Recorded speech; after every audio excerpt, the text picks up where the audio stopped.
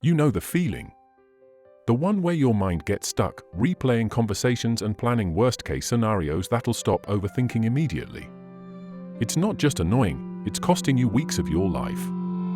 Every decision, big or small, turns into a procrastination loop. You're mentally exhausted before you've even taken the first step.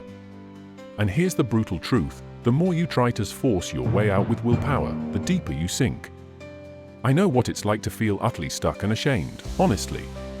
It feels like discipline is just a code word for torture. You ask yourself every morning, how to stop overthinking every decision I make.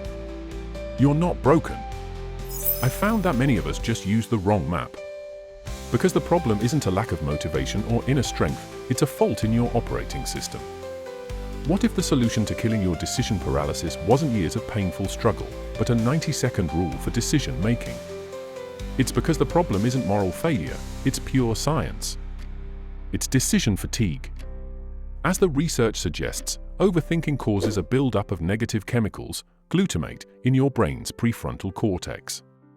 You literally wear out your ability to choose. That's why being alone makes discipline feel like torture. That means true discipline over motivation isn't about being tougher, it's about being smarter. You need a system to bypass the exhaustion.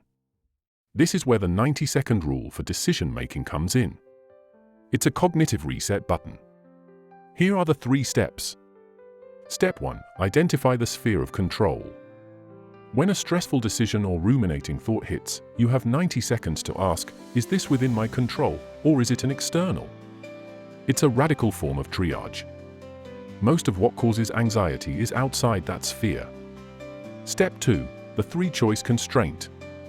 If the decision is in your control, you have 90 seconds to present yourself with only 3 plausible action steps. That's it. Steal the wisdom from high achievers who rotate 3 meals or 3 workouts. Eliminate the rest. Step 3. Take the messy first step. Don't wait for 100% certainty, that perfectionism is the trap. Trust your gut instinct, which is probably right anyway. Take the first messy action within that 90-second window before your brain builds the resistance. This isn't a hack. This is the ultimate principle of the Stoics. As Epictetus wisely taught, it's not what happens to you that matters, but how you react. The 90-second rule for decision-making is just a modern tool to execute that ancient truth. It helps us gain self-control versus anxiety. When we accept what we cannot control, we free ourselves from the crushing weight of worry. The anxiety gremlins want you to ruminate, but the Stoic in you knows the only true tragedy is inaction.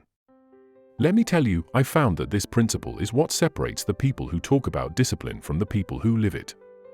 Like Sarah, a client of mine, who was stuck in the procrastination loop over her career change for a year.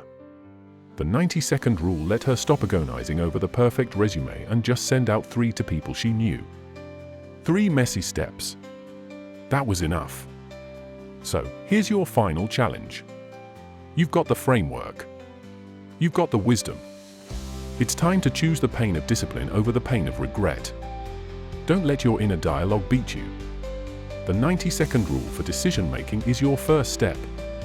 If this helped you finally break the loop and start moving, hit that like button. And for the next crucial method to sustain this newfound focus, make sure you subscribe. We're building a community of self-masters, and we'd love for you to join.